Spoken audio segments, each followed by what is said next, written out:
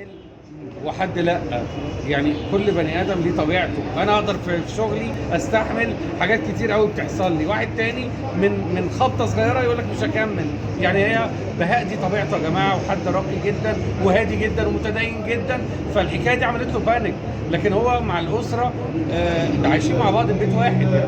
هو كان تواصل مع حضرتك يعني؟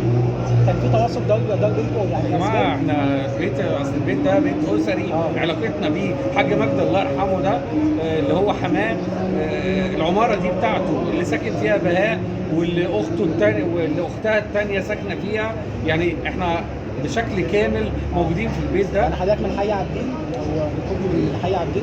لا انا يعني ليا جيران جنبهم، بس طبيعه علاقتي انا اقول لحضرتك حاجه، حاج مجدي ده من ناس كمان الله يرحمه، ناس طيبه جدا وعيله كبيره قوي هناك في وسط البلد، يعني من المشاهير يعني. فالراجل يعني ده هو اللي بلغ كان حضرتك دايما بالسبب؟ بيحب يكلمني حتى بعد حلقاتي، يعني هو مش بتاع مش تلفزيون. لازم هسأل سؤال، مش فاكر.